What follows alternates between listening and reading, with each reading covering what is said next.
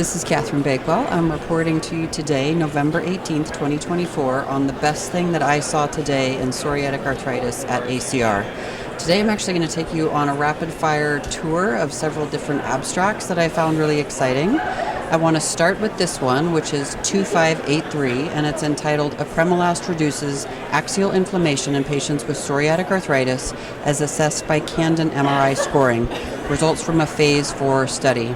So what is very exciting about this trial is that apremilast has not been considered effective for axial disease. It's one of the things that we say absolutely new in ankylosing spondylitis, and we're considering it now, though, as potentially effective in axial psoriatic arthritis because of the results of this phase 4 trial that demonstrated by the Candid MRI scoring system, which is a very detailed anatomy-based comprehensive scoring system for inflammatory lesions, both at the vertebral bodies and at the posterior lateral elements, demonstrated significantly reduced inflammation versus placebo at both 24 and 48 weeks.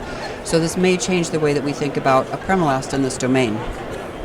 The next abstract I want to highlight is this 2584, which is looking at a new agent, zasocitinib, TAK-279, an oral selective TYK2 inhibitor, and it's entitled Achievement of Remission and Additional Improvements in Disease Activity in Patients with Psoriatic Arthritis enrolled in this phase 2b trial.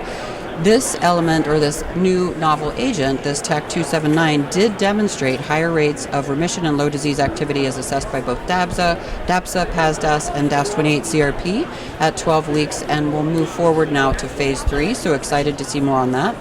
The next one is 2582, which is efficacy and safety of sonelokimab, a novel IL-17A and F nanobody. These are the little bitty tiny antibodies, potentially with better tissue penetration and lower vascular areas like the enthesis.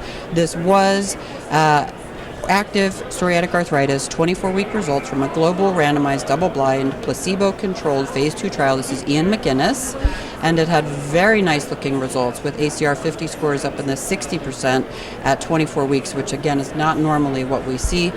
No unexpected safety signals, again moving forward to phase 3 trials. Fantastic.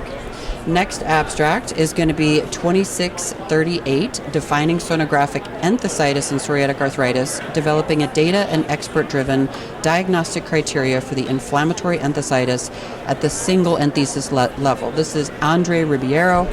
What I can tell you about this trial is that they were dialing down on what increases experts said, confidence that what they are looking at ultrasonographically represents enthesitis and a spondyloarthritis, and the results were that a 2+ power Doppler, very important, or 4 or more elementary lesions. So that would be hypoechogenicity plus thickening plus enthesophyte plus Doppler 1+, for example. Enthesophytes not specific, seen in the healthy population. So the heel spurs, as we all know, it's not going to give you a diagnosis of spondyloarthritis. Last abstract for you today, 2635. This is Dr. Jessica Walsh's group out of the University of Utah. Direct-to-patient screening for psoriatic arthritis patients with psoriasis. Pardon me. I'm going to redo that. 2635, direct-to-patient screening for psoriatic arthritis in patients with psoriasis, appropriateness of rheumatology referrals, and treatment outcomes. This is important because she mailed out surveys to patients with a psoriasis diagnosis, asked them to undergo the PES screening questionnaire, and they self-referred to rheumatology for a positive PES screening questionnaire. About a third of patients got a new psoriatic arthritis diagnosis, really underscoring how exciting this is as a method of finding these psoriatic arthritis patients in the community. So with that, that's all I have for you today. Thank you for your time and attention.